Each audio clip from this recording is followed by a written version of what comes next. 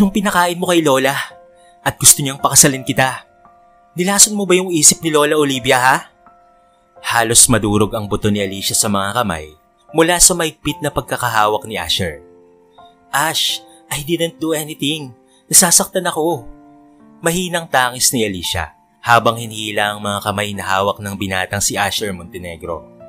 Kahit balibalik na rin ang mundo, hindi ako magpapakasal sa iyo, Alicia.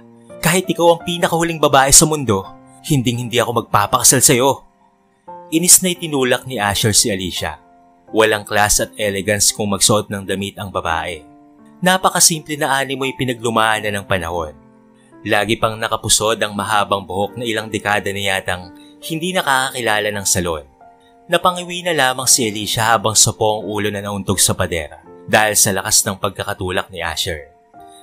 Ash, naramdaman niyang tila umiikot ang paligid habang napahawak sa t-shirt na suot ng binata. Bitawan mo nga ako, nakakadiri ka.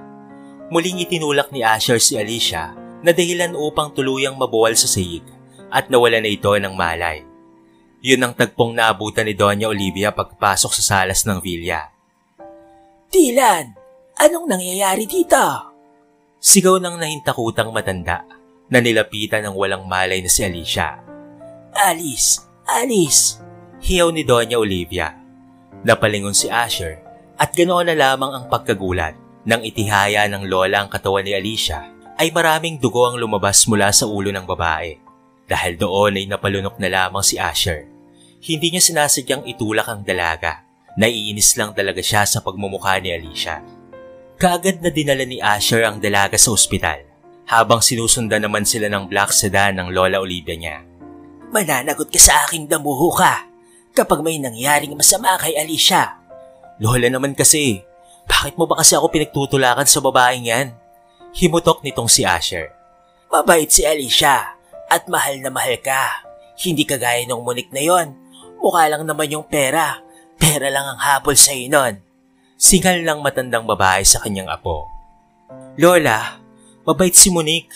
Hindi mo lang binibigyan ng chance na makilala. Hinuhusgahan mo na kaagad. Mahal na mahal ko si Monique, Lola. Ay, bahala ka dyan sa buhay mo, Dylan. Pagsisisihan mo kapag hindi ka nagpakasal kay Alicia. At hindi ko tatanggapin ang Monique na yan. Bulyaw ng matanda, sabay hampas ng cane sa braso ng apo. Napabuntong hininga na lamang si Asher. Paano bang kumbinsihin ng lola na hindi siya magpapakasal kay Alicia? Lumipas ang ilang mga araw at nakalabas na rin si Alicia ng ospital. Maingat na ipinatong ni Alicia ang planchado ng slacks pants, long sleeves at pati na rin ang coat sa kama ni Asher. Naririnig niya ang agos ng tubig mula sa banyo ng kwarto ng binata na ibig lamang sabihin ay naliligo pa ito. Siya kasi ang naghahanda ng mga gamit ni Asher para sa trabaho nito. Mula sa damit, sapatos nito, at pati na rin sa agahan. Parang kailan lang pero 10 taon na pala ang lumipas, simula noong una niyang nakilala si Asher sa paaralan. Iniligtas siya ng binata mula sa mga kidnappers at doon nagsimula ang infatuation ni Alicia sa binata na sa kalaunan ay naging pag-ibig na nga. Lagi niyang pinagmamasdan mula sa malayo si Asher.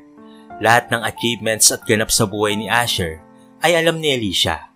Kaya para makapasok sa buhay ni Asher, ay nagtitiis si Alicia at iniwan ang buhay niya para maging caregiver ni Lola Olivia. Magkasundo sila ng matanda sa lahat ng bagay, lalo na sa pagkain. Napamahal na rin si Lola Olivia kay Alicia, pero si Asher ay napakalayo ang loob sa dalaga. Lalo na noong sinabi ni Lola Olivia na pakasalan siya.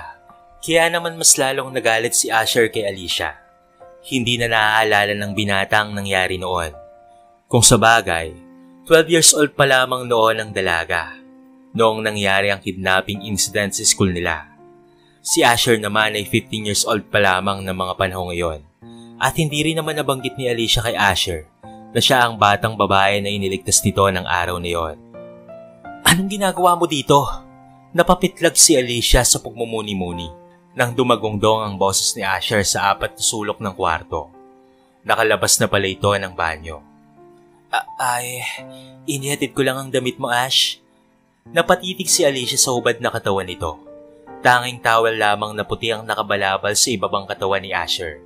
Napaka-macho nito at pormang-porma ang malapandesal na abs na bumagay naman sa malapad na dibdib ni Asher. Maskulado ang mga braso niya at dahil doon ay napalunok na lamang si Alicia habang napatitig sa binata. Idagdag pa ang kagwapuhang taglay ni Asher. "Are you done checking my body?" Napangisi si Asher na lumapit kay Alicia at tinawakan ito sa magkabilang balikat. Itinaas ang maliit na pisngi ni Alicia at napatitig sa kulay brown ng mga mata nito at ang amoy ng katawan ni Alicia na tila pamilyar sa kanya. Nagdudulot iyon ng init sa katawan niya na parang gustong ikulong si Alicia sa mga bisi. "Get out! You're lunatic!" Bulyaw ni Asher sa mukha ni Alicia nang makabawi sa nararamdaman. Napatanga na lamang ang dalaga na parang kandilang itinulos sa kinatatayuan. Nararamdaman na lamang ni Alicia na hinila siya ni Asher papalabas ng pinto ng kwarto. Halos mapatalon pa si Alicia ng pasalyang isinara ni Asher ang pinto sa likuran niya. Kinagabihan, napahilot sa sentido si Asher habang binabasa ang monthly report ng auditing office nila. Kanina pa siya pabalik-balik na sinusuri ang mga papel, ngunit hindi na nagmamatch ang mga numerong ito sa expenses ng kumpanya. Sumasakit na ang ulo ni Asher kung saan nagkulang at kung bakit ganito ang nangyari sa audit ng sariling kumpanya. "Ash, ipinagtimpla kita ng kape. It's Alicia." Lalong napasimangot si Asher, ngunit hindi naman matatanggihan ang inaalok nitong kape dahil sa totoo lang ay napakasarap gumawa ng kape ng caregiver ng Lola Olivia niya. "Ilagay mo na lang dyan." Naiirita si Asher nang lumapit si Alicia at kaagad na lumibot sa likuran ng upuan niya. "What are you doing?" Bulyaw ni Asher, ngunit natigilan siya nang ekspertong hinagod ni Alicia ang sentido. Nababawasan ang sakit ng kanyang sentido habang hinahawakan nito ang kanyang ulo. Banayad at napakagaan ng mga kamay nitong minasahe ang sumasakit na ulo. Napapikit na lamang si Asher sa ginawa ni Alicia. Pikit matang sumandal si Asher sa upuan. Nararamdaman niya pa ang malambot na dibdib ni Alicia na dumadampi sa tuktok ng ulo. Gusto niyang magprotesta, but her scent ay nagbibigay sa kanya ng kaaya-ayang pakiramdam na tila kay sarap amoy-amoyin. Teka, bakit parang pamilyar sa kanya ang amoy ni Alicia? "Ash, baka gusto mong lumipat roon sa sopa para naman marelax ka? Mamasihin ko lang ang sentido mo." Malumanay na wika ni Alicia. Tila hindi naiintindihan ni Asher ang nararamdaman. Nakaagad na sumunod sa babaeng si Alicia hanggang sa payapang nakatulog si Asher sa sofa habang minamasahe ng dalaga. Napangiting tinignan ni Alicia ang binatang kay tagal na niyang minamahal at malumanay na dinampian ng halik sa sentido. Lumapit si Alicia sa mesa at isa-isang tinapos ang lahat ng gagawin ni Asher. Napakalaki ng short of cash sa auditing office ni Asher. Halos mangangalahating milyon ang naiwala nito sa kumpanya. Muling pinagmasdan ni Alicia ang papel at binilugan ng mga questionable slush fund na dahilan ng shortage of cash ng kumpanya.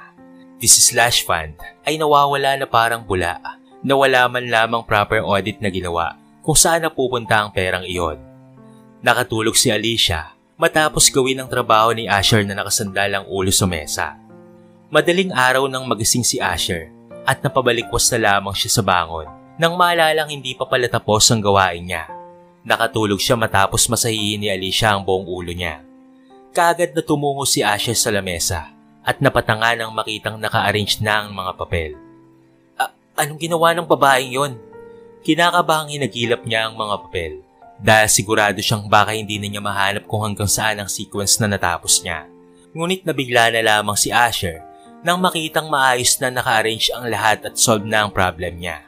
Napakalaki ng short of cash na nangyari sa kumpanya, kaya't hindi makapaniwala na inulit niya ang lahat. But it's perfect. At wala siyang nakitang mali roon.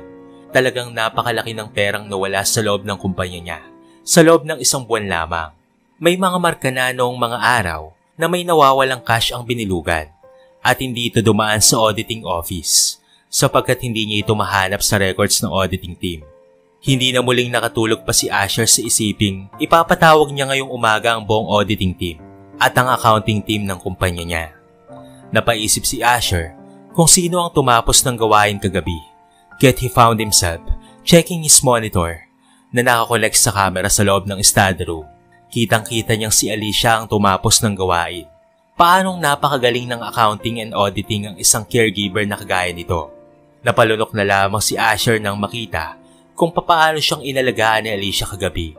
Naipukpok ni Asher ang kamao nang makita niyang hinalikan siya ni Alicia sa noo. Ang kapal ng babaeng yun, para halikan ako.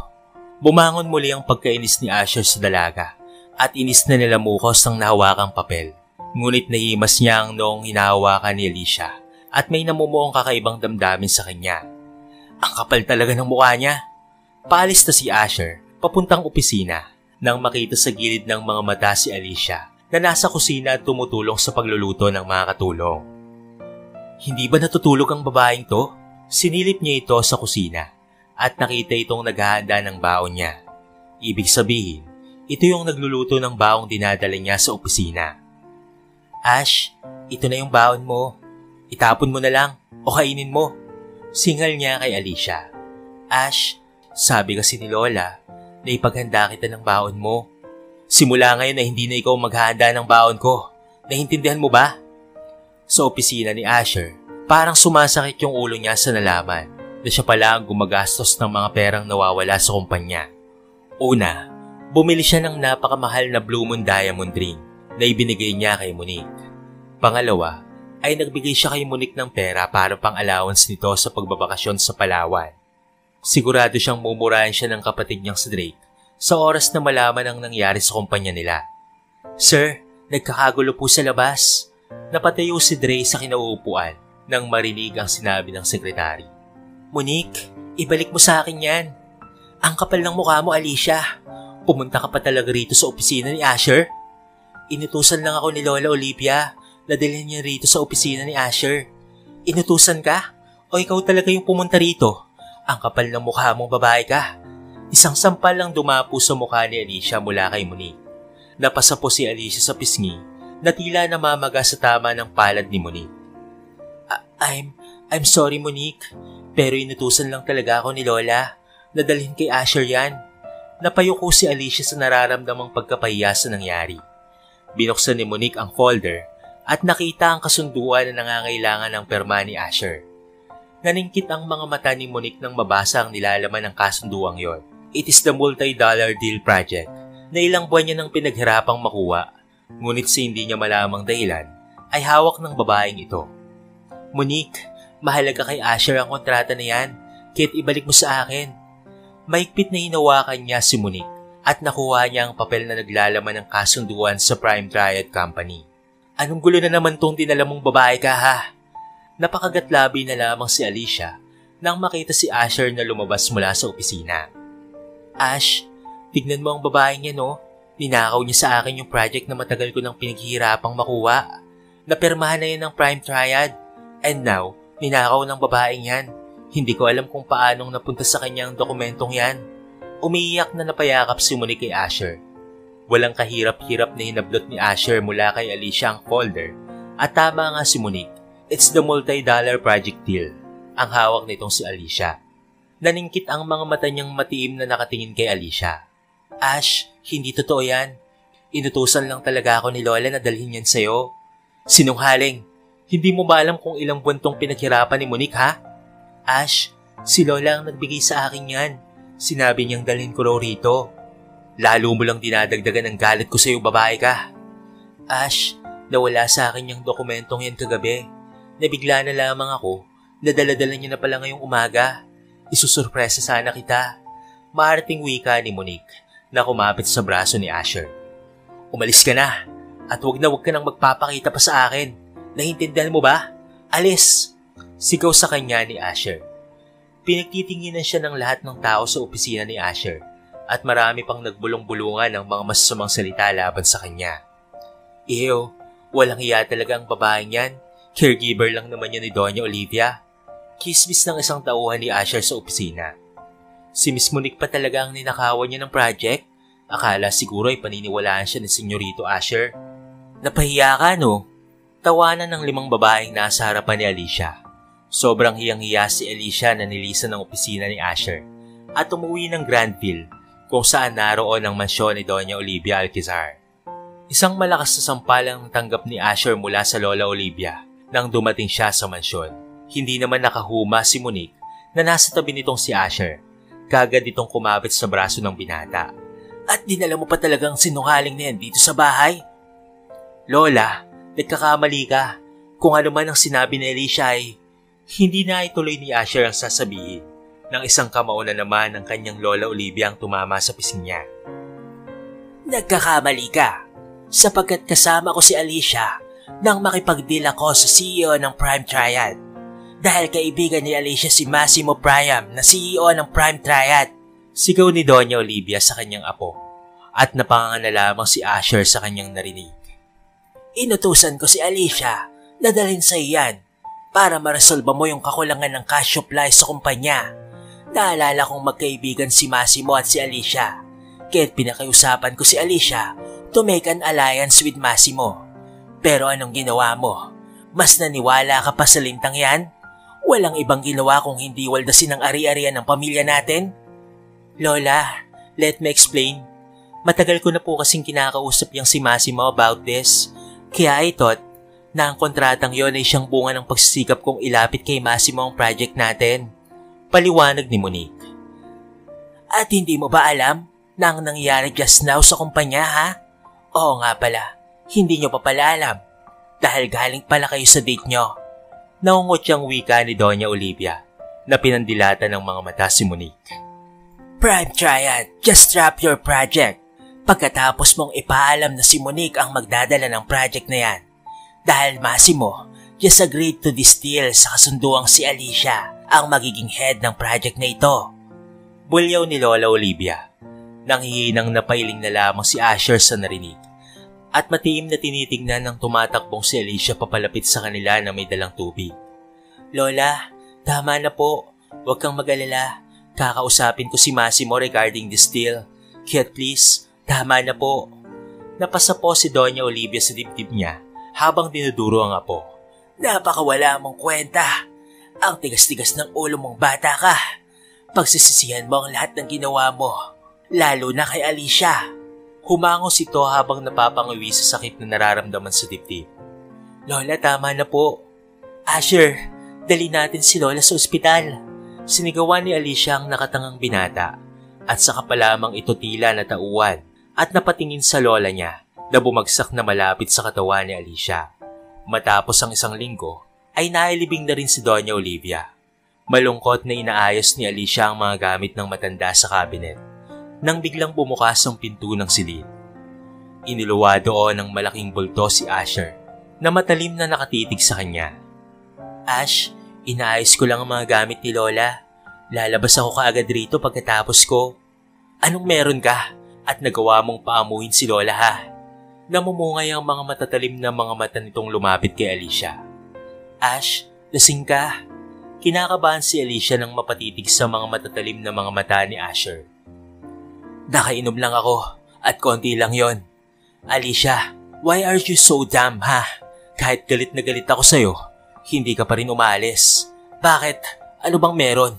Kahit napakasama ng ugali ko sa'yo, nandito ka pa rin. Tama si Lola Olivia. Wala kang kwenta. Wala akong kwentang tao.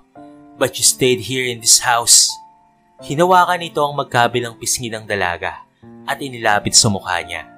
Napapikit na lamang si Alicia dahil sa lakas ng kabog ng dibdib niya nang maamoy niya ang mabangong hininga ni Asher na umahalo sa amoy ng alak.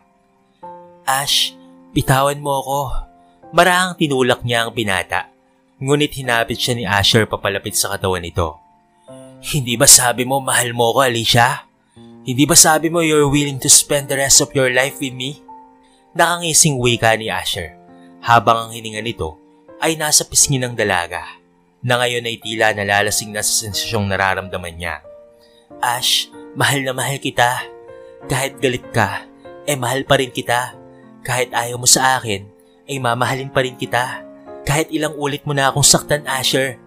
Napaluha na lamang ang dalaga habang nakatitig sa mga mata ni Asher. Nagulat siya nang biglang dumampi ang mainit na mga labi nito sa mga labi niya. Nanlaki na lamang ang mga mata ni Alicia, but Asher pulled her closer and kissed her lips passionately. Napapikit na lamang si Alicia sa hindi maipaliwanag na damdamin na lumukob sa puso niya ngayon. Itinulak siya ni Asher sa kama ng Lola Olivia niya at sinimulan nitong alisin ang mga damit niya. Sinimulan niyang halikan sa leeg si Alicia at nagbibigay sa kanya yon ng kakaibang damdamin. Mga damdaming tila matagal na niyang hinahanap na hindi niya nararamdaman kay Monique sa tuwing kasama niya ito. Kaya ng gabing iyon ay buong laya niyang naangkin ang pagkababae ni Alicia. Hindi ininda ni Alicia ang sakit na nararamdaman niya nang una siyang angkinin ng pinakamamahal niyang binata. Ang mahalaga ay masaya siya. Sobrang saya ang nararamdaman niya. Paulit-ulit pang ginagawa nila Asher ang mga bagay na yon hanggang sa kapwa sila nakatulog sa pagod. Nagising si Asher sa kama ng kanyang lola Olivia. Nagulat siya nang malamang wala siyang damit at pilit na inaalala sa kanyang isipan ang nangyari sa nagdaang gabi. Natigilan si Asher nang maalalang may nangyari sa kanila ng caregiver ng kanyang lola. Kitang-kita niya ang dugo na nasa kobre kama ng lola, na ibig sabihin, hindi pa naginip ang nangyari kung hindi totoong inangkin niya si Alicia ng paulit-ulit at buong kasabikan. Napatiimbagang si Asher at naisuntok ang mga kamay sa kama ng lola niya. Siya ang unang lalaking umangkin kay Alicia. Napalunok na lamang si Asher at nag-iinit ang pakiramdam ng naging malinaw sa isipan niya ang ginawa nila ni Alicia buong magdamag. "Damn you!" Mura niya sa sarili at nagmamadaling nagsuot ng damit at lumabas ng silid ng lola niya. Nilak niya ang pinto ng silid ng lola Olivia niya upang masiguradong walang katulong na makakapasok roon. Napatigil siya sa harap ng kwarto ni Alicia and curiosity rise on him kung paano niyang nagawa ang bagay na yon sa babaeng kanyang kinaiinisan. Lasing lamang siya. Ito ang tanging naisip niya upang bigyang linaw ang mga bagay na nagawa niya. Pinihit ni Asher ang seradura ng kwarto ng pinto ni Alicia at nakita niya itong tulog na nakahilata sa kama, kaya't dahan-dahan niya itong nilapitan. Nakatunghay ang mahaba at wavy nitong buhok sa pisngi at taliwas na nakikita niyang palaging nakapusod na hairstyle nito. Mahaba at makapal ang malalantik na pilikmata ni Alicia. Napakagandang tignan na ngayon niya lamang nasilayan sapagkat lagi lamang itong nagsusuot ng makapal na salamin sa mata.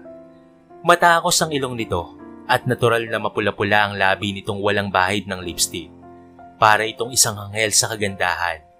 Hindi napigilan ni Asher ang mga kamay na haplusin ng makinis nitong balat at nabigla siya ng napakainit nito. Muling din naman ni Asher ang noo ng dalaga at talagang nag-aapoy ito sa lagnat. Marahil nang dahil ito sa kagagawan niya kagabi. Naalala niyang para siyang baliw na oso. Nahayok sa laman ng paulit-ulit na inangkin si Alicia. Napalunok na lamang si Asher at lumabas na sa silid ng dalaga. Naganda siya ng gamot para kay Alicia. Nang makitang papasok na sa loob ng mansyon si Monique, ay parang binuhusan ng malamig na yelo si Asher nang makita ang girlfriend niya. Paano niyo ba itong nagawa kay Monique? "Honey, good morning." Nakangiting humalik si Monique sa pisngi ng boyfriend niya. Ngunit napatras si Monique nang nakaamoy siya ng kakaibang amoy. Para itong pabango ng pambabae. Naningkit ang mga mata niyang napatitig sa mukha ni Asher. "Han, just wait for me sa veranda. Maliligo lang ako." Nagmamadaling umalis si Asher sa harapan ni Monique at naiwan itong nahulog sa malalim na pag-iisip. Hindi maaaring may ibang babae si Asher maliban lamang sa kanya. Si Asher lamang ang pag-asa nilang makabangon mula sa pagkalugi ng kumpanya ng pamilya niya. Kaya hindi siya papayag na may ibang babae ang lumapit sa boyfriend niya. Lumipas ang 2 buwan simula noong nailibing si Doña Olivia, natuloy ang partnership ng Prime Triad at Montenegro Development Corporation. Sa tulong na rin itong si Alicia, ay nangyari nga iyon. Siya rin ang naging head ng project na iyon, kagaya ng napagkasundoan nila ni Massimo Priam. Napatakbo na lamang si Alicia sa comfort room nang makaramdam ng pagkahilo at pagsusuka. Ilang linggo niya na itong nararamdaman. At oo, she is 2 months pregnant. Hindi niya alam kung paano itong sasabihin kay Asher. Gayong meron naman itong girlfriend na si Monique na bantay sarado sa lalaki. Napaduwal si Alicia at napahawak sa kanyang tiyan. Pakiramdam niya ay parang binabaliktad ang sikmura niya. "Anak, huwag mo namang pahirapan si Mami oh. Please, be good. Kailangan pa ni Mami na magtrabaho." Kailangan niyang ihatid ngayon sa AAA Hotel ang project plan niya na ilang araw niya nang pinagpuyatan. Kasabay ito sa birthday ni Asher na ngayon ay held sa AAA Hotel ang project presentation niya. Parang narinig naman siya ng maliit na anghel sa sinapupunan niya dahil naging okay naman ang pakiramdam niya. Humarap siya sa salamin at inayos ang nagulong buhok at pinunasan ng pawisang noo at leeg. Naglagay ng konting lip tint ang dalaga at konting blush on at nagmamadaling lumabas ng comfort room. Napakalakas ng ulan nang dumating siya sa harapan ng AAA hotel. Kinapa niya sa loob ng bag ang USB na gagamitin niya sa presentation niya nang bigla na lamang may humila ng kanyang braso at isang nakakatulilig na sampal ang natanggap niya. Ito ay mula kay Monique. "Malandi kang babae ka." Hinila ni Monique ang buhok niyang nakapusod at ilang ulit pang pinagsasampal ang kanyang pisngi. "Monique, masakit na. Bitawan mo ako." Hinila ni Alicia ang buhok, ngunit pinag-aampas naman siya ni Monique sa daladala nitong bag. "Ang kapal ng mukha mo. You slept with my man? Malandi ka. Kung akala mo'y maaagaw mo si Asher sa akin, nagkakamali ka." Galit na galit si Monique nang makumpirma na buntis nga si Alicia nung minsang sinundan niya ito sa ospital.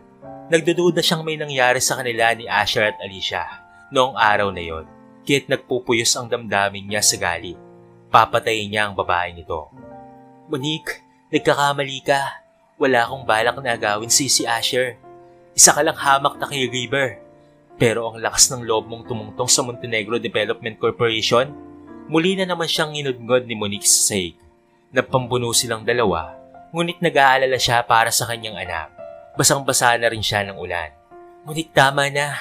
Aalis na ako ng MDC matapos ang project na to." "Aray Monique, tama na."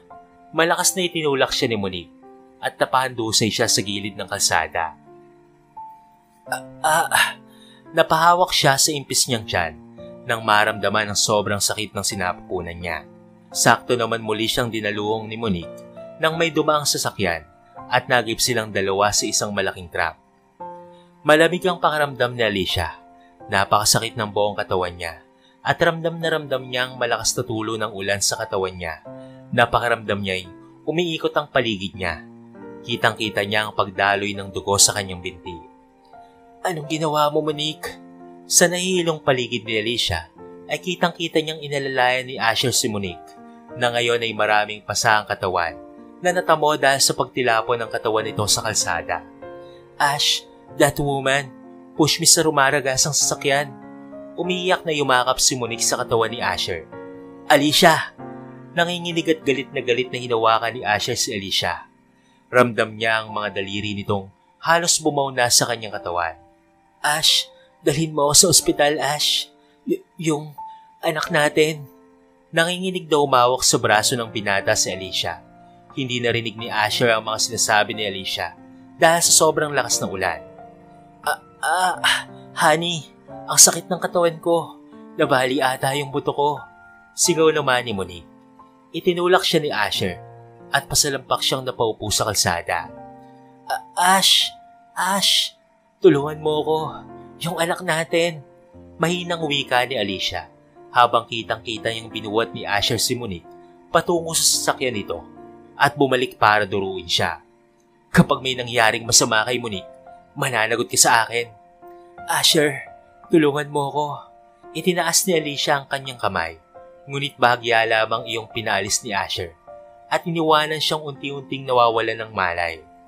Nagising si Alicia sa ospital dahil dinala siya ng mga taong naaawa sa kanya. Napahawak siya sa kanyang sinapupunan. "Doc, kamusta ang anak ko?" "I'm sorry, miss, but we have done our best. Pero wala na yung anak mo. Late ka nang nadala sa ospital, miss." Ilang minutong nakatitig sa kawalan si Alicia. It takes a couple of minutes bago nag-sink in sa utak ang lahat ng nangyari. Wala na ang doktor sa harapan niya nang kumurap-kurap si Alicia. Bumalatay ang sobrang sakit sa puso, ngunit kahit ni isang patak ng luha ay walang lumalabas sa kanyang mga mata. Bumukas ang pinto ng kwarto ni Alicia at mula doon ay niluwalang madilim na mukha ni Asher. "You should sign this." Napalunok si Alicia habang tinitignan ang hawak ni Asher na papel. "It's an agreement na pagkatapos ng project mo sa Prime Triad ay aalis ka na sa MDC. Here is the transfer of the property na ipinagawa ko kay attorney. Iniwan ni Lola sa iyo ang butik. And here, Inilapag nito sa mesa ang isang black card. It's 2 million pesos from me. Kabayaran niya sa ilang taong serbisyo mo kay Lola Olivia. That's enough of wealth para mamuhay ka ng maayos na hindi naghihirap. Ayoko nang makita ka pang uli dito ha. Ayaw ko na ring makitang sinasaktan mo si Monique. Nakatiimbag ang wika nito. Bigyan mo ako ng ballpen. Walang emosyong usal ni Alicia na ngayon ay namumuo ang luhang nakatitig sa dokumentong nasa harapan. Kagad namang iniabot ni Asher ang ballpen mula sa bulsa. Walang pag-aalinlangang pinirmahan ni Alicia ang agreement na yon at pinahid ang tumutulong luha at hinarap si Asher. Tapos na. Napirmahan ko na. Kaya't hindi na ako mananatili rito. Matagal ko nang natapos ang proyektong yan at pati ang malit na detalye. Ibibigay ko sana sa iyo noong karawan mo. Pero nangyari ang insidenteng ito. Inalis ni Alicia ang suot na makapal na glasses at ilang ulit na kinusot ang mga mata hanggang sa natanggal ang suot nitong contact lenses. Inilabas noon ang kulay brown na magagandang mga mata na pamilyar sa binata. Ngayon ay matalim na nakatitig kay Asher na puno ng galit. Mali ang mahalin ka, Ash. Napakalaking tanga ang umasang mamahalin mo rin ako. Pero hanggang dito na lang ako. Napagod na ako, Ash. At ipapangako kong ito na ang huling luha na papatak sa mga mata ko para sa'yo.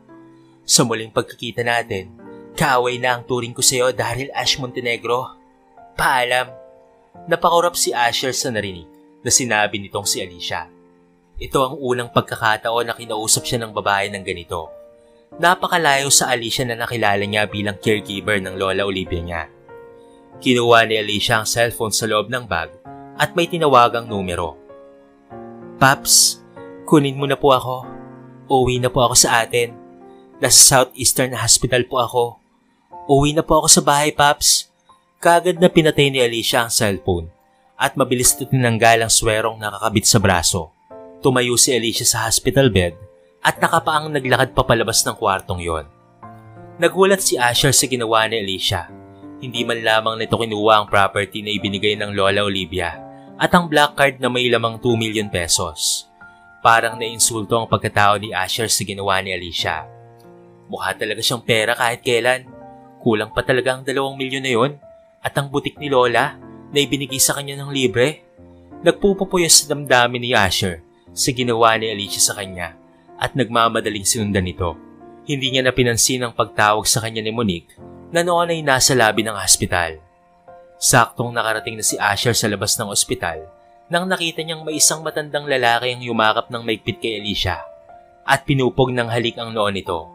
Hindi naintindihan ni Asher ang nararamdaman, lalo na nang inakay nito si Alicia at isinakay sa isang napakagandang itim na sasakyan. Kung sino man ang nagmamay-ari ng sasakyan na ito, ay paniguradong napakayaman nito. Pero sino ang taong ito? Ito ba yung lalaki ni Alicia?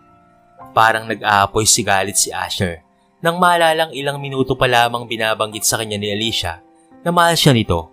Pero ngayon ay may ibang lalaki na itong kasama. Naikuyom ni Asher ang kamaong nagmamadaling lumapit sa sasakyan.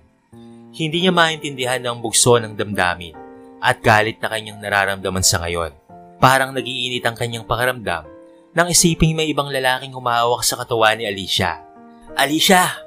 Nang kakatukoy na niya ang bintana ng sasakyan, ay bigla na lamang humarurot ito, papalayo sa lugar na yon. Hinabol pa nga ito ni Asher. Alicia, bumaba ka! Alicia, bumaba ka sa sasakyan na yan! Naguunan sa bilis ng pagtahip ang dibdib ni Asher sa isiping lalayo na si Alicia. Bakit ganito ang pakiramdam niya? Napaupo na lamang si Asher sa gilid ng daan hanggang sa hindi niya na nga matanaw ang sinasakyan ni Alicia. Pagod na napaupo si Asher at pinahid ang tumutulong luha sa kanyang mga mata. Napamurang sinipa niya ang railings ng kalsada at bakit ganito kasakit ang nararamdaman niya sa ngayon? Bakit parang tinusok ng libo-libong karayom ang puso niya habang nakikitang papalayo ang sasakyan na iyon? Drake, do me a favor please. May ipapahanap ako sa iyong sasakyan. Ito ang plate number niya. I want to know who owns it. Tila nang hihinang naglakad pabalik sa ospital si Asher matapos tawagan ng kapatid na si Drake. Sinalubong naman siya ng nag-aalalang si Monique. Honey, what happened? Bakit mo inabol si Alicia? May ninakaw ba siya sa kumpanya? Did that woman run away with a large amount of money? Sinabi ko na sa'yo, hindi ba? Hindi mapagkakatiwalaan ng babaeng yon. Sunod-sunod na katanungan ni Monique. Wala talagang kwenta yung mahirap na caregiver na yon. Hindi man lamang marunong magpasalamat. Buti nga ipinadala niyo pa siya sa mansyon niyo eh. Honey, tatawag ako ng pulis. Ipapahuli natin ang babaeng yon. Nangitla si Monique nang bigla na lamang tumigil si Asher sa paglalakad at maigpit siyang hinawakan sa braso. Shut up, Monique! Mahinahon ngunit may ding sabi nito at pasalya siyang binatawan. Tumungo ito sa kwarto ni Alicia. Naiwan si Monique na nakanganga at nagpupuyos ang damdamin. Sir, ito po yung naiwang mga gamit ng misis mo. Condolence po, sir. First baby niyo po ba yung pinagbubuntis ng misis niyo? Parang ipinako sa kinatatayuan si Asher sa sinabi ng nurse sa kanya. Bagya siyang napakurap ng mga mata. Buntis si Alicia? Ulit niya sa sinabi ng nurse. Yes po, sir. Nag-bleeding na po yung misis niyo nang dinala siya ng mga tao rito sa ospital. Doc Alvarez, try his best to save the poor baby. Pero hindi na po talaga ito kumapit. Sayang, it's 2 months na po sana. 7 months to go may baby na po sana kayong napakaganda o napakagwapo. Kasi po ang ganda po ni Ma'am eh. Tapos po ang gwapo niyo po. Nanikip ang dibdib ni Asher sa narinig dahil sa sinabi ng nurse. Alicia is 2 months pregnant at 2 buwan na rin naman ang nakakalipas simula noong may nangyari sa kanila. Alicia is a virgin nang inangkin niya ito. Kaya't sigurado siyang anak niya ang pinagbubuntis nito. Napakagatlabi na lamang si Asher at hindi napigilan ang sunod-sunod na pagtulo ng mga luha. He was about to leave the hospital nang bigla na lamang nagring ang cellphone niya upang hanapin si Alicia. It was his brother Drake na pinakausapan niyang imbestigahan ng may-ari ng itim na sasakyan. Bro, it's Mr. Franklin Wang, ang may-ari ng Wang Developers. Ito yung mahigpit na kalaban ng MTC. Napanganga na lamang si Asher. Paanong nakilala ni Alicia si Mr. Franklin Wang? Bro, find about Alicia Manansala. Any information? I need this ASAP. Napapikit na lamang si Asher at napahilot sa sentido niya. Bakit naging interesado siya sa babaeng yon kung kailan ito ay wala na sa tabi niya? Naupo siya sa labi ng ospital na yon nang lapitan siya ng sekretary niyang si Izzy. Boss, kailangan niyo po itong makita. Napatitig siya sa screen ng cellphone ni Izzy. Kitang-kita niya sa video ang nangyari sa labas ng AAA Hotel. Nalingkit ang mga mata niya nang makitang walang awang pinagsasampal ni Monique si Alicia. Hinigit nito ang buhok ng kawawang babae at itinulak sa kalsada hanggang sa muling sinugod nito si Alicia at nagip silang dalawa ng malaking truck. Nagmamadaling tumayo si Alicia matapos mapagulong-gulong ang maliit na katawan sa kalsada. Sapo ni Alicia ang tiyan niya. Mabuti na lamang at hindi sila napuruhan ng malaking sasakyan na yon. Ngunit muli na namang itong itinulak ni Monique hanggang sa binugbog ito ni Monique ng paulit-ulit at hindi na ito makatayo. Lumayo si Monique sa dugo ang si Alicia at nadulas sa gilid ng daan. Napahandusay ito sa tabi ni Alicia at yun ang tagpong naabutan ni Asher. He was total jerk for not believing Alicia's words. Hindi niya naiintindihan ang mga sinasabi nito sa kanya dahil sa sobrang lakas ng ulan. Pero sa kuha ng video na iyon, ay naiintindihan na ni Asher that Alicia is trying to ask his help. He was a complete evil man dahil sa pagbabaliwala niya kay Alicia at sa anak nilang dalawa. Kung sinaklolohan niya lamang si Alicia that time at nadala kaagad ito sa ospital, ay baka buhay pa ang anak nila at nasa tabi niya pa ito hanggang sa ngayon. He was completely blinded by Monique's every words at heto naman siyang napakatanga at naniniwala kaagad sa babaeng yon. Pero hindi ganoon ang pagkakakilala niya kay Monique. She was one of the finest women in Santa Fe at mula sa kilalang angkan ng mga Salvador, paano niya yun nagawa kay Alicia? Napuno ng galit si Asher at tinungo ang kinaroroonan ni Monique na ngayon ay busy sa paglalagay ng kolorete sa mukha. Han, ano ang problema? Nabigla siya nang maigpit na hinawakan ni Asher ang mukha niya. Sinunghaling ka! Ilang ulit ka na bang nagsisinungaling sa akin ha, Monique? Han, bakit? Namumula ang mga matang napatitig siya sa mukha ni Asher na ngayon ay galit na galit. Bakit mo sinaktan si Alicia? Napakurap si Monique at nahintakutang napasiksik sa gilid ng kama niya. Tuluyang napaluha si Monique at napatitig sa galit na si Asher. That woman slept with you. Akala mo hindi ko alam? She's a whore. She's stealing you away from me, Han. Kit galit na galit ako noong nalaman kong dinadala niya ang anak mo. Itinaas ni Asher ang mga kamay para sana sampalin si Monique. Ngunit may pumigil sa kanya. It was Drake, his twin brother. Ash, tumigil ka. It's no use kahit na ano pang gawin mo. Alicia is gone in your life now. At wala na rin ang anak nyo. Nanginginig ang kalamnan ni Asher sa narinig mula kay Drake. Monique, from now on, you're fired. Bulyaw ni Drake sa mukha niya. Drummond Drake Montenegro is the chairman of Montenegro Development Corporation. But Drake, wala akong kasalanan kung nasaktan ko man si Alicia. Well, I'm sorry. Nadala lang ako sa galit ko dahil malandi naman talaga siya. She slept with Asher. No, mas mabuting we will fire you and you will be terminated from your contract. Kesa naman ipakulong kita sa pangungulimbat mo ng pera ng kumpanya. Namumutla si Monique sa narinig, pero malinis ang ginagawa niyang pagnanakaw ng pera mula kay Asher. Sinisigurado niyang si Alicia ang mapagbibintangan sa lahat ng nawawalang pera. Matagal na kitang pinag-iimbestigahan dahil sa request ni Lola Olivia. At may ebidensya ako laban sa iyo, Monique. Kung ayaw mong umalis sa kumpanya, ay mapipilitan akong ipakulong ka. Let's go, Ash! Inakbay nito ang kakambal na tila wala sa sarili at lumabas ng kwartong iyon. Naiwan si Monique na nakatanga sa kawalan habang tumutulo ang mga luha. How could she end up like this?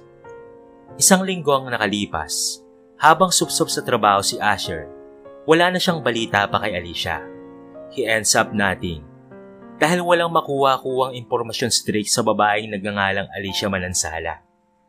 Kanina niya pa paulit-ulit na tinitignan ang napakaganda at napaka-perpektong ginawa ni Alicia na project proposal para sa Prime Triad. Pero hanggang ngayon ay kulang pa rin ang ideyang pumapasok sa isipan niya. How can Alicia have made this project proposal into something so great and amazing? Napabuntong hininga na lamang si Asher na tumayo sa kinauupuan. It's time for him to meet the CEO of Prime Triad na walang iba kung hindi si Massimo upang ipresenta rito ang gawa ni Alicia. I am Daryl Asher Montenegro, CEO of the Montenegro Development Corporation. Inilahad ni Asher ang kanyang mga kamay kay Massimo. I'm Maximo Priam from Priam Triad. Napatiimbagang itong napatitig kay Asher na tila sinusukat nito ang kakayahan niya. I'm breaking up the partnership, Mr. Montenegro. Hindi na ako magpapaligoy-ligoy pa. Natigilan si Asher sa sinabi nito sa kanya. Ni hindi pa nga nito nakita ang project proposal na dala niya. Hindi pwedeng gawin mo ito, Mr. Priam. Maaari kitang kasuhan ng breach of contract. Oras na ginawa mo ito. Sure, go on. But I especially clearly stated in the contract that the project should be handled by Miss Alicia Manansala. Without her, there will be no partnership. So I guess, I'm not breaching any contract, Mr. Montenegro. Nagsulubong ang kilay ni Asher sa narinig. Tama ito. Pero saan niya hahanapin si Alicia? Ilang araw niya na itong hinahanap, pero hindi niya ito nakita. Palabas na ng restaurant si Asher. May nagkakagulo sa labas. It was a lot of reporter. Siguro ay merong celebrityng dumating. Mula sa lobby, ay kitang-kita niyang bumaba sa red Porsche ang isang eleganteng babae na nakasuot ng floral skirt na napakahaba ng laylayin. Pinarisan pa ito ng puting tops na saktong humakap sa napakagandang kurba ng katawan nito. Idinagdag pa sa napaka-stunning na aura ang mahusay at perpektong pagsuot nito ng estileto. She was quite pleasant to look at. Naningkit ang mga mata ni Asher nang makilala ito. Lilipad ng hangin ng maganda at mahabang buhok nito habang papasok ito sa restaurant. Pinaligiran ito ng mga bodyguards upang hindi malapitan ng mga reporters. Lalong nagulat si Asher nang patakbo itong lumapit kay Maximo Priam at naigpit itong niyakap ni Maximo sa bewang at pinataka ng halik sa buhok. Naikiyom ni Asher ang kanyang kamao. sapagkat ilang araw pa lamang itong nawawala sa kanya mula nang sunduin ni Franklin Wang. At ngayon ay nasa mga bisig naman ito ni Massimo Priam. Hindi napigilan ni Asher ang nararamdaman. Nagmamadaling bumaba sa labi at lumapit sa kinaroroonan ni Alicia. Alicia Manansala! Napalingon ito at bahagyang kumurap nang makita siya. Ngunit sumilay ang nakakalokong ngiti nito sa labi. Excuse me, sinong kinakausap mo? Ako ba? Napalunok si Asher nang magtama ang mga mata nila at nanibago siya sa inakto ni Alicia. She walks toward him in poise and perfect stature na malayong malayo sa nakilala niyang Alicia Manansala na laging nahihiyang kausap siya. Do I know you, mister? She prostrated to look at the man in front of him. Alicia! Tanging namutawi sa labi ni Asher. Kitang-kita niyang naningkit ang mga mata nito na ngayon ay nakatitig sa kanya. That's full of disgust. Miss Addie, magkakilala pala kayo ni Mr. Montenegro?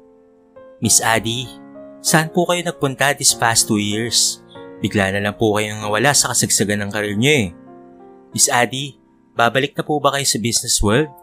Sunod-sunod na tanong ng mga reporters na nakahanap ng pagkakataong lapitan si Miss Adeline Wang, ang kaisa-isang anak na babae ni Mr. Franklin Wang.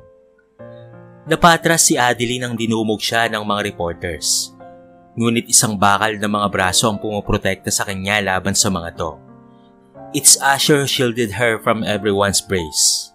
Naramdaman niya ang mainit na yakap ni Asher na tumagos sa manipis na damit na suot niya. This man is really someone who could lose her control. Ngunit naalala niya ang mga masaganang dugo na umago sa binti niya at hindi napigilan ni Adeline ang pagpatak ng kanyang mga luha kasabay noon ang malakas na pagtulak niya sa binatang Montenegro. Ang kapal ng mukha mong hawakan ako. Napuno ng galit ang mga mata niyang nakatitig kay Asher. Baby girl, are you okay? Napakapit siya sa braso ni Massimo nang bigla siya nitong buhatin papalayo sa nagkakagulong mga reporters. Habang isinubsob ni Adeline ang mga mukha sa malapad na dibdib ng Kuya Max niya upang itago ang mga luhang nag-uunahan sa pagpatak sa traidor niyang mga mata. Pero isa lamang ang nararamdaman niya sa ngayon. Ang napakalaking galit niya sa puso para dito kay Asher Montenegro. Simula pa lamang ito, she will make his life miserable bilang ganti sa pagkawala ng anghel na nasa sinapupunan niya. Asher was completely lost at word nang itapon ng amang si Damon sa harapan niya ang lahat ng medical records ni Alicia sa ospital. Isa pang files ang pabalyang ibinagsak nito sa harapan niya. It was all about the famous, yet never seen na anak ni Franklin Wang na si Adeline Wang. Buntis si Alice. Sinong walang yang lalaki ang gumawa nun kay Alicia? Sinong lalaki ang bumuntis kay Adeline Wang na nag-iisang anak ni Mr. Franklin Wang? His father's voice echoed on the whole room. Dad, anong silbi ng pagsigaw-sigaw niyo dyan? Sa ginawa ni Asher kay Alicia, ay dapat siyang suntukin sa muka. Sabi mo, Asher, na ayaw mo kay Alicia at nilabag mo pa ang kagustuhan ni Lola. But why you sleep with her? Ash, kapatid ba talaga kita? Nakabungangang naka-cross arms si Arkesia sa harapan niya, his twin sister. Naikuyom ni Asher ang mga kamao. Alicia is Adeline Wang, ang anak ng pinakamaigpit nilang kalabang developer sa Santa Fe. Pero bakit niya kailangang itago ang kanyang tunay na pagkatao sa kanya? Bakit siya nagsinungaling sa kanya at nagpakaalipin sa loob ng mansyon nila para lamang makasama si Asher? Humigop ng kape si Asher na nasa mesa at naibuga ito ng binata. What kind of coffee is this? Hinampas siya ni Aki sa braso at muling hinataw ng masasakit na salita.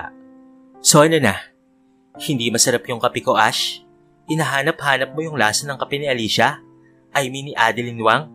Na napakasarap, hindi ba? Halatang-halata ang pang-aasar sa boses ni Aki. Bakit itinago niya ang kanyang tunay na pagkatao? And bakit siya nagsinungaling sa atin? Dahil sigurado kong hindi siya tatanggapin ni Daddy bilang caregiver ni Lola sa oras nang sabihin niyang she was Adeline Wang. Napapailing si Damon at namumula sa galit habang nakatitig kay Asher. He grows watching how he takes care of Arabel na asawa niya. Kaya hindi niya inaasahang magagawa ni Asher na saktan si Alicia. O mas kilalang Adeline Wang. Isang buwan nang lumipas at nagsimula na ang project ng Prime Triad na itinayo sa Santa Fe. Mula sa hindi kalayuan ay tinatanaw ni Asher ang napakagandang model na nakaguhit sa labas ng construction site na iyon. Sayang at sa ibang mga kamay napunta ang proyekto at sa kalaban pa nilang kumpanya, ang Wang Developers Corporation. Nakita niya sa baba na ang may gawa nito ay si Engineer Adeline Wang. Yes, the woman na sinayang niya ay isang napakatalinong engineer pala. Halos hindi makatulog ng maayos si Asher nitong huling mga araw dahil palagi niyang napapanaginipan ang nangyari sa AAA Hotel. At heto siya, parang tangang laging sinusundan si Adeline Wang. Sa ilang buwan na pagkawala ni Alicia sa mansyon, ay walang araw na hindi niya ito namimiss. Namiss niya ang mga luto nito, ang sarap ng kape nito, at ang paghahanda nito sa kanya ng mga gamit kapag pumapasok na siya sa opisina. Even her scent, na tila dumidikit sa kobre kama ng kwarto ng Lola Olivia niya, ay naaalala niya, where they made love ng paulit-ulit. Hindi niya yun pinagalaw o pinalinis sa mga katulong, dahil doon siya natutulog kapag ilang araw siyang hindi nakakatulog. It's already 4 in the afternoon nang makita niya si Adeline na sumakay sa red Porsche. Kaya't nagmamadaling sinundan nito ni Asher hanggang sa nakarating ito sa isang pad ng Townsville na pagmamay-ari ng pamilya nila. So, dito pala siya nakatira? Halos hindi makapaniwala si Asher na ang isang napakayamang anak ni Franklin Wang ay nakatira lamang sa isang simpleng pad unit nilang mga Montenegro sa Townsville Homes. Nakumpirma niya matapos tawagan ng manager ang Townsville Homes that this place pad was owned by a certain Alicia Manansala 5 years ago nang binili ito ni Alicia.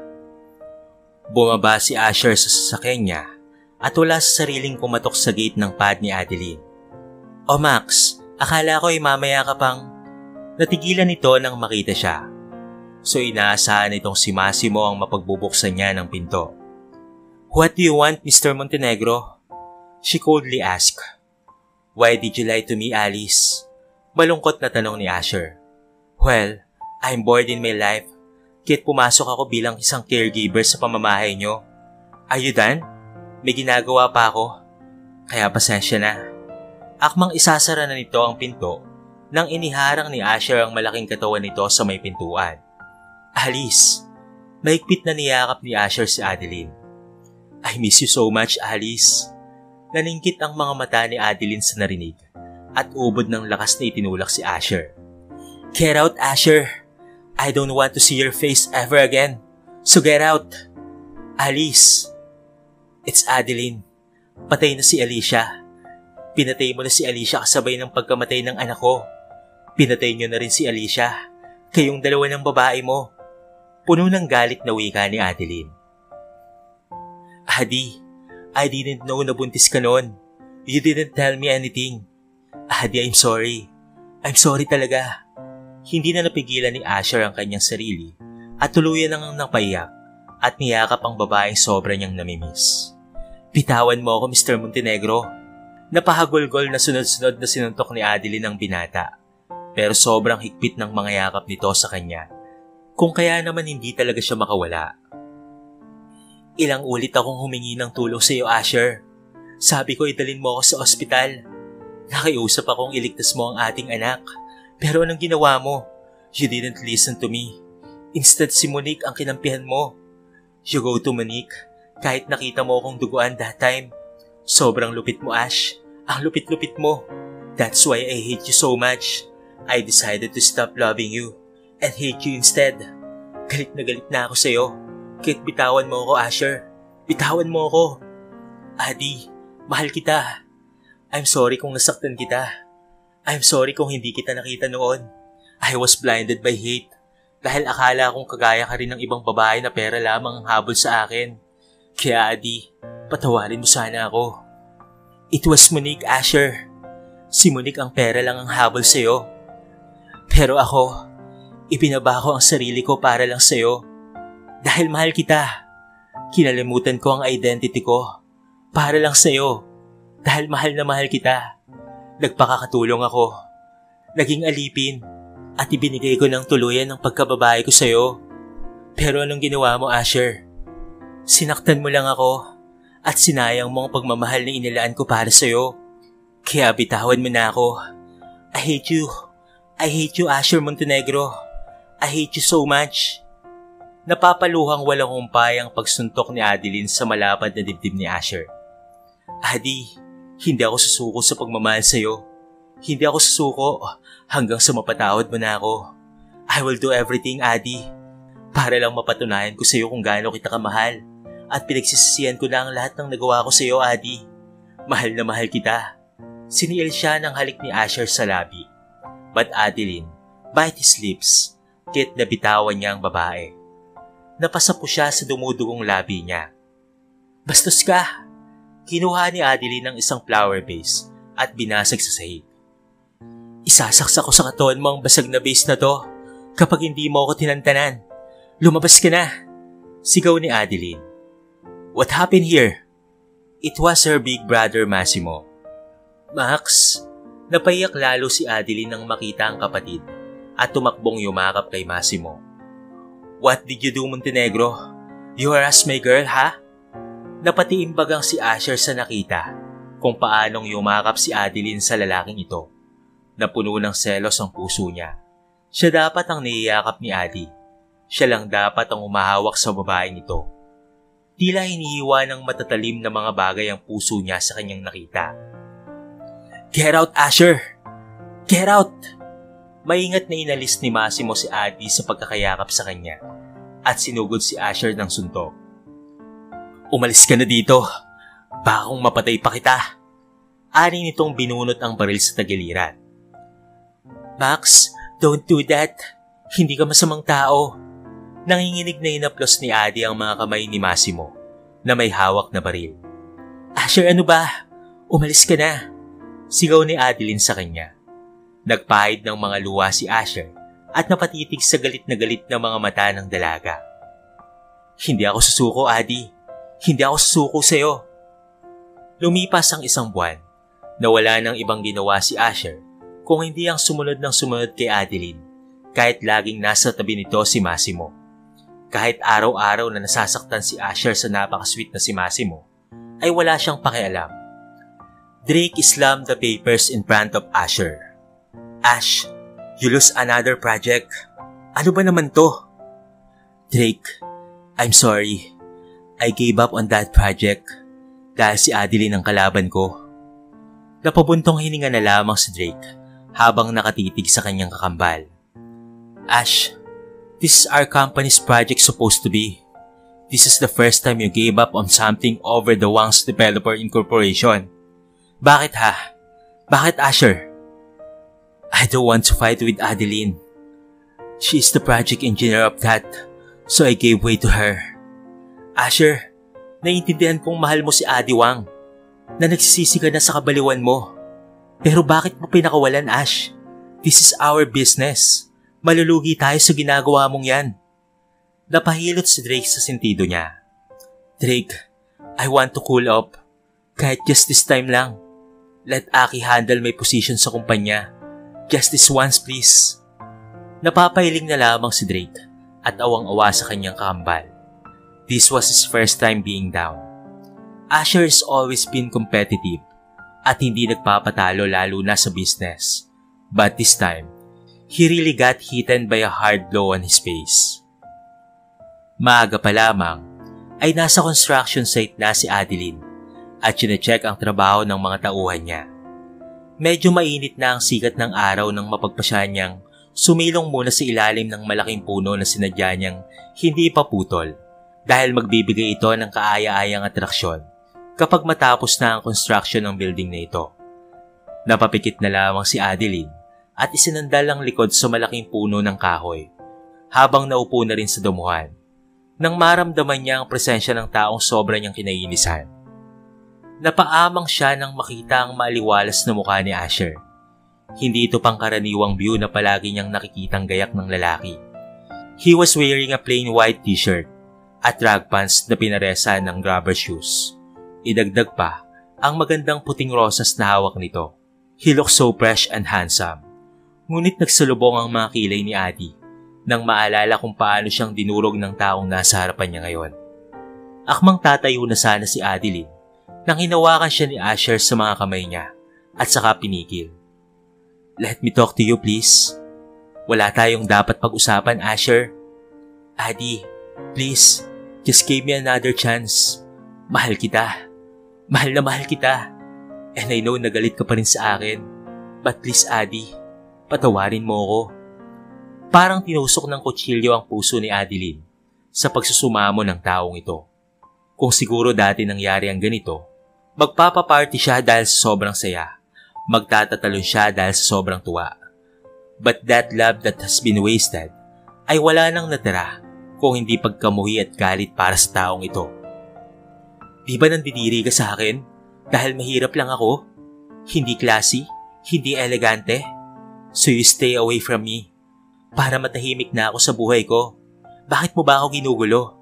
Doon ka na sa babae mong si Monique. Para namang nabugbog si Asher sa salitang binitawan ni Adeline. Pero tatanggapin niya ang lahat ng masasakit na salitang binibitawan nito. Tatanggapin niya yon para kay Adeline. Kahit galit ka, hindi pa rin kita titigilan, Adi, hanggang sa bumalik ka na sa akin. Ha? Ash, tanga ako dati dahil minahal kita ng 10 taon. Tanga ako nang ipinagpilitan kong ilapit ang sarili ko sa'yo. But do I have a chance? Wala eh. Mahal kita, Asher, kaya I did everything para mapalapit lamang sa'yo. And now, dumating na ang oras na nagising na ako sa 10 taong katangahan na yon. Anong ibig mong sabihin na 10 taon? 2 taon pa lamang tayong magkakilala, Adi. Oo, hindi mo nga pala maalala. Pues ipapaalala ko sa'yo. 10 years ago, I was 12 that time. The kidnapping incident sa school. Yung batang babae na iniligtas mo na pinangakuan mong pakakasalan para aluin at alisin ang takot na nararamdaman niya. Ako yun, Asher. Simula noon, ay tuluyan na nga kitang minahal. Sinusundan kita kahit saan ka pumunta. Noong pumasok ka sa Black Hawk Training Camp, pumasok ako doon bilang medic para lamang makita ka, Asher. Ako ang nagligtas sa'yo noong nag-undercover spy ka sa isang grupo ng mga terorista sa borders ng Santa Fe. I was that woman who held you away from the raging fire at dinala ka sa safety na lugar. I was 17 that time. Hilam na luha ang mga mata ni Adi habang inaalala ang lahat ng kabaliwan niyang ginawa para lamang mapalapit kay Asher. Kaya pamilyar kay Asher ang kulay brown ng mga mata ni Adi. Ang mabangong amoy nito, kaya pala niya naaalala ang mga yon. When I was 19, it's the time na niligtas ko si Lola Olivia na inatake ng high blood pressure sa plaza. That's the time na nagiging kaibigan ko si Lola Olivia at pati na rin si Doña Amelia hanggang sa pumasok ako bilang caregiver ni Lola. Ash, it's all because of you na sobrang pagmamahal ko sa'yo. Pero anong ginawa mo sa akin? Bakit ganun ang isinukli mo? You stamp on me.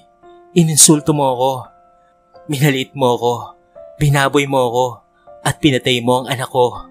Hayop ka. Tinuro mo ako hanggang sa wala nang natira sa pagkatao ko. And now, sasabihin mong mahal na mahal mo ako? That you were sorry? Sa lahat-lahat? Ash, minahal mo lang ba ako noong nalaman mong mayaman ako? At karapat dapat pala ako sa'yo? Ang kapal ng pagmumukha mo, Asher. I hate you so much. Kinamumuhayan kita. Itinulak niya ang binata. Lumayo ngunit tumigil ito. At binalikan si Asher na hilam sa luha ang mga mata. This is for me, right? Hinablot ni Adeline ang puting rosas na hawak ni Asher. Tinapak-tapakan at dinurog gamit ang mga paa niya. I don't want to see you ever again, Asher Montenegro. He was fooled again by Monique.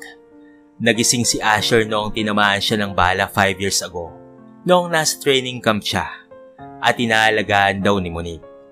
All this time, ay pinaniwala siya ni Monique na siya ang babaeng matapang na medic na lumusong sa rumaragasang bala upang iligtas lamang siya matapos siyang matamaan sa tiyan. Hinanap niya ang mga records ng Black Hawk and it was Boss Aris, ang head ng training camp, ang kumumpirma na ang nagligtas sa kanya that time ay walang iba kung hindi si Alicia Manansala She wasn't there that time dahil nakoma ito matapos salagin ng katawan niya ang balang para sana sa kanya. Hindi may paliwanag ni Asher ang kanyang nararamdaman. Sobrang nakakahiya siya at wala na siyang mukha pang may haharap kay Adi. Iginugol ni Asher ang ilang buwan niya sa training camp ng Black Hawk. Araw-araw niyang pinapahirapan ang kanyang sarili sa camp. Ilang kaso na rin ang hinahawakan niya bilang spy ng gobyerno. Ilang drug syndicate na ang nabuwag niya sa 5 buwan na pananatili sa Black Hawk. Mula sa malayo, ay tinatanaw niya na lamang si Adeline na masaya na sa piling ni Massimo. Malakas ang bagyo sa araw na yon nang nagkaroon ng emergency alert sa training camp. What happened, Boss Aris? Nangangailangan ng tulong ang mga mountain rangers ng Mount Malapaya dahil may mga natrap na mountaineers sa kabundukan na hindi pa nakakababa sa kasiksagan ng bagyo. Delikado sila sa landslide. Madulas na rin ang bundok sa ngayon. Okay, sige. Let's deploy 2 units sa Mount. Kagad na inihanda ni Asher ang 2 team ng Black Hawk para tumulong sa mga rescuer. Halos hindi makahinga si Asher nang mula sa ipinakitang larawan ng head mountain rangers ay kasama si Adi sa 2 tao ang hindi pa nakikita at kasalukuyang nasa bundok. Adeline, usal niya. Nakaagad na iniwan ng mga kasamahan at patakbong inakyat ang Mount Malapaya. Napuno ng takot ang puso ni Asher nang napapansin ng medyo may kadilimang kakahuyan nang dahil sa lakas na rin ng ulan at makapal na ulap sa kalangitan. Adi, please, be safe. Diyos ko, bigyan niyo ako ng oras para mailigtas si Adi. Panalangin ni Asher habang tumatakbo at sinusundan ang trail ng mga mountaineers na posibleng pinuntahan ni Adi. Ma'am, iwanan mo na ako. Mas mabuting bumaba ka na ng bundok. Kaya ko ang sarili ko. Sigaw ni Adeline na kumakapit sa malaking ugat ng puno. Iniligtas niya ang isang may edad na babae na nadulas at nalaglag sa ibaba. Kaya lang hindi na siya muling makaakyat pa dahil sa dulas ng lupa. Konting galaw na lamang niya ay madudulas na talaga siya. Pero miss, paano ka? Umiiyak na wika ng kasama niyang mountaineer. May darating na rescue. Sige na po, habang may oras ka pa.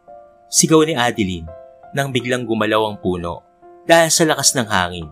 Napakapit ng maigpit si Adeline sa malaking ugat ng puno. Napakapit si Adi at lihim na umusal ng dasal sa Panginoon. Diyos ko, patawarin niyo po ako sa lahat ng galit ko sa puso ko. Hindi ko po alam kung kailan maghihilom ang galit ko kay Asher. But please, bigyan mo po ako ng pagkakataong makita pa ang taong yon. Mahal ko pa rin siya hanggang ngayon. Kahit galit na galit ako sa kanya, nais ko pa siyang makita. Kasabay ng panalangin iyon, ay naririnig niya ang boses ni Asher na puno ng pag-aalalang tumatawag sa pangalan niya.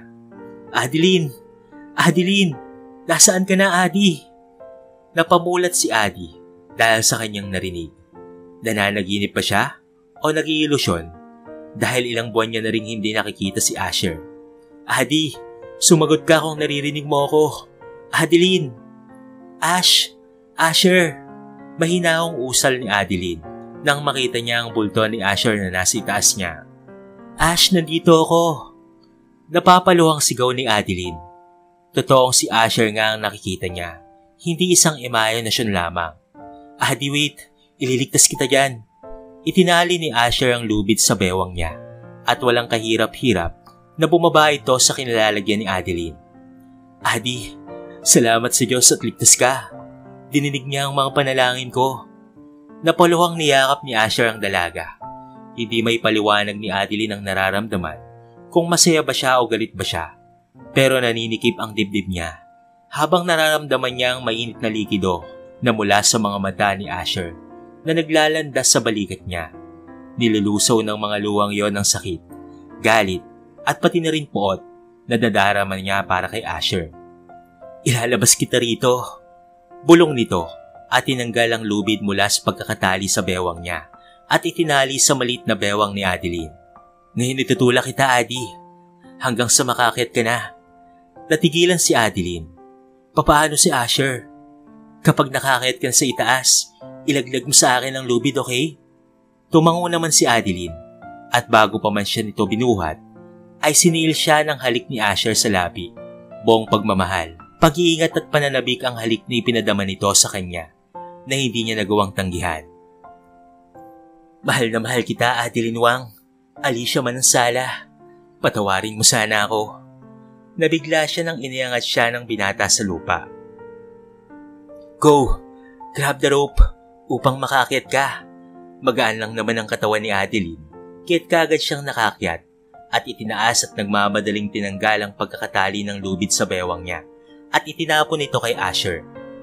Saktong naitali ni Asher ang lubid sa bewang niya nang gumalaw ang lupang kinatatayuan nito dahil hindi ata kinaya ng basang lupa ang bigat ng katawan ni Asher. Asher! Nahintakutang sigaw ni Adeline. Adi! Takbo! Tumakbo ka na! Asher! Gumalaw ang lupa at sa isang iglap ay naglaho si Asher sa harapan niya na nadala sa pagguho ng lupa. Asher! Napasigaw si Adeline. Sinundan niyo ng masaganang mga luha na naglandas sa mga mata niya. Lahat ng sakit sa mga nakalipas na panahon na kanyang tiniis at pati na rin ang lahat ng galit ay natabunan ng pag-aalala. Hindi na nag-isip pa si Adeline. Tinalo niya ang pangpang at bumaba sa lugar kung saan gumuho ang lupa. Asher, hintayin mo ako. Nandito na ako. Ash! Hilamang mga mata sa luha na kinubkob ni Adeline. Ang basang putik gamit ang sanga ng kahoy at pati na rin mga braso. Wala siyang pakialam kung nasusugatan yung mga daliri niya sa mga bato na humahalo sa lupa. Asher! Asher! Nasaan ka na, Ash? Nanginginig na sabi ni Adeline na wala siyang pakialam, malakas man ang patak ng ulan. Ang mahalaga ay makuha niya si Asher na natabunan ng lupa. Hanggang sa naramdaman ng mga kamay ang lubid na naaalala niyang naitali pa ni Asher sa katawan. Gamit ang natitirang lakas, hinigit ni Adeline ang lubid na natabunan ng lupa at maya-maya ay nakita niya nang lumalabas mula sa lupa ang walang malay na si Asher. Duguan ang katawan nito dahil sa malaking sugat sa tiyan na malamang ay nasugatan sa mga batong kasama ng lupa na gumuho. Asher! Diyos ko! Ash! Walang kaarte-arting niyakap niya ang katawan ng binata at isinandal sa kantungan niya. Nilinis niya ang mukha nitong napuno ng lupa. Napakabigat ng katawan ng binata na hinila niya upang ilayo sa paanan ng bundok dahil sigurado siyang sa sobrang lakas ng ulan ay maaaring muling gumuho muli ang lupa. Ash! Tinaman niya ang dibdib ng binata at humihinga pa ito, kaya't kinagat niya ang daliri nito upang magising ito. Napahagulgol na lamang na niyakap ni Adeline ang katawan ni Asher nang bigla na lamang itong bahagyang gumalaw matapos niyang kagatin ang daliri nito. Ash! Gising na! Mahinang bumulong si Adi sa binata at mahigpit na niyakap si Asher sa dibdib niya. Napahiyaw ito nang maramdaman ang sakit ng sugat nang mahawakan ito ni Adeline. Oh, I'm sorry. Masakit ba to? Teka, maghahanap ako ng maaaring gamot sa sugat mo. Akmang aalis na sana si Adeline nang kinabig siya ni Asher at buong pagsuyong iginapos ito sa mga braso niya. Di bali nang masakit ang mga sugat ko. Mas masakit kapag walang Adeline sa buhay ko. Patawarin mo sana ako, Adeline. Patawad. Naglandas muli ang mga luha sa mga maitim na mga mata ni Asher habang maigpit na niyakap ang dalaga. Ash, halika. Maghanap muna tayo ng masisilungan natin. Hinila niya si Asher pero hindi ito natinag. Nanatili lang sa ganong posisyon. Please, Adeline. Patawarin mo na ako. Magsimula tayong muli.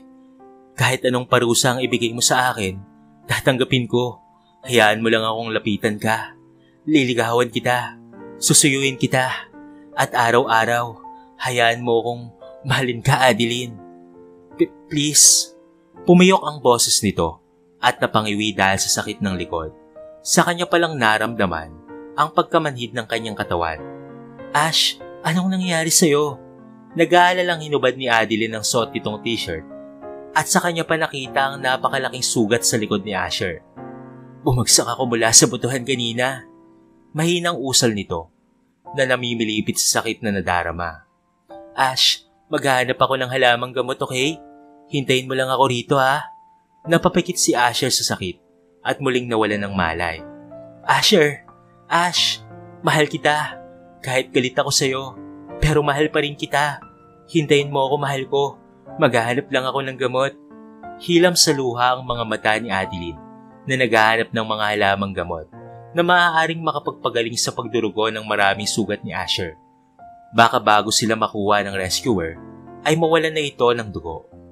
Nagising si Asher sa maliwanag na kapaligiran. Naroon ang daddy Damon niya. Naroon rin ang mami Arabella niya.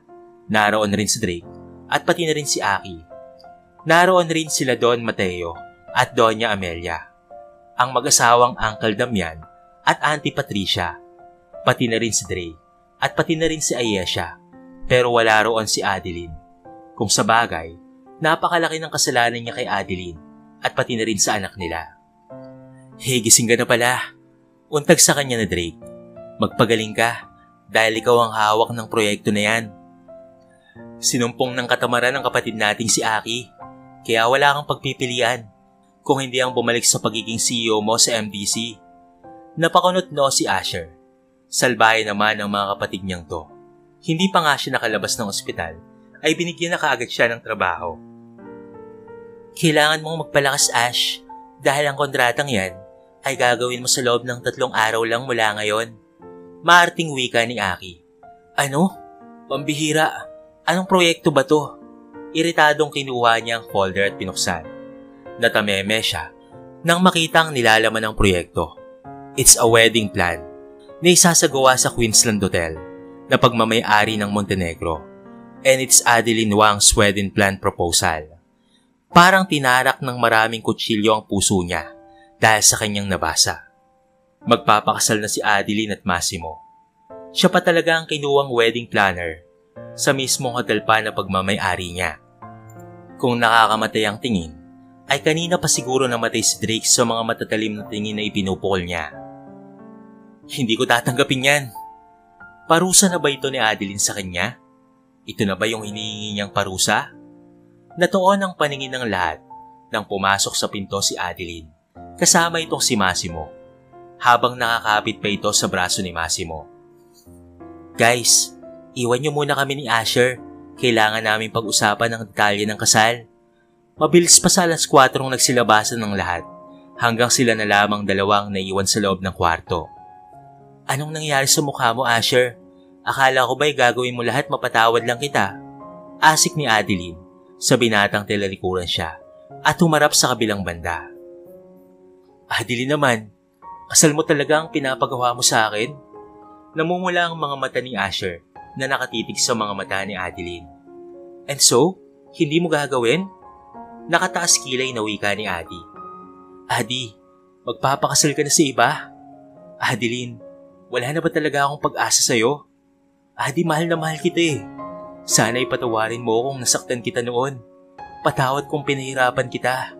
Patawad sa lahat ng nagawa ko. Hindi mo alam kung gaano ko pinagsisisihan ng mga pagkakamali ko.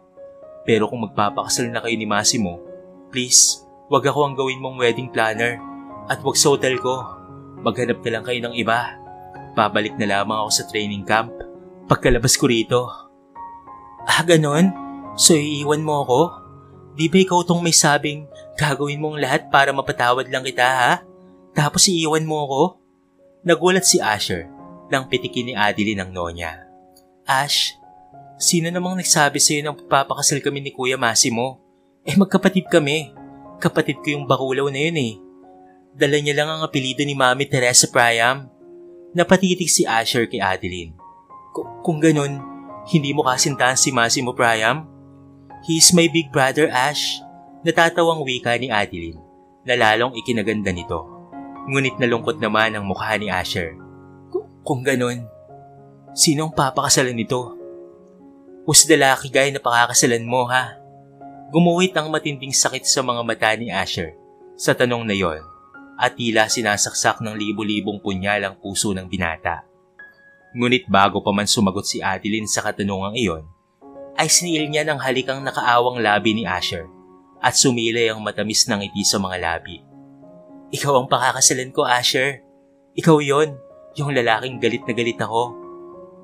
Yung laki ng galit ko sa'yo ay natatabunan pa rin ang laki ng pagmamahal ko sa'yo. Hindi ko kayang makita kang mawala sa akin ng tuluyan. Kahit nakahanda na akong patawarin ka at tanggapin muli sa buhay ko. Pero hindi bilang kasintahan ko, kung hindi bilang lalaki sa buhay ko. Pumiyok ang boses ni Adeline at naglandas sa mga mata ang masaganang luha ng pag-ibig niya para kay Asher. Mahal pa rin kita, Asher, kahit galit ako sa'yo. Pero ayokong mawala ka ng tuluyan sa buhay ko. Ayokong magsisi sa huli. Ayokong mabuhay nang wala ka. Kahit paparusahan kita, itatali kita ng habang buhay sa akin. Kaya papakasalan mo ako bilang kaparusahan sa lahat ng pananakit mo sa damdamin ko, ha? Kinabig ni Asher ang dalaga at siniil ng halik sa labi habang pumapatak ang mga luha sa mata nito. Ito na ata ang pinakamasayang araw sa buhay niya. Ang tanggapi ng kaparusahang ipapataw sa kanya ni Adeline Wang. Yes, Adi, I will be yours. I will become your loving husband. At tatanggapin kong may tali sa iyo panghabang buhay. Nakangiting kinabig ni Asher si Adeline, papalapit sa katawan niya at niyakap ng napakahigpit. Mahal na mahal kita, Adeline Wang. Mahal na mahal rin kita, Daryl Asher Montenegro. Muling naglapat ang labi ng dalawa. Kasabay noon, ang pagbukas ng pintuan ng kwartong yon at ang hiyawan ng buong pamilyang Montenegro habang napapailing na lamang si Massimo Max Bryant. Kahit tutol siya sa plano ng bunsong kapatid, ngunit mahal na mahal niya si Adi. Gagawin niya ang lahat na makapagpapaligaya sa kanyang kapatid.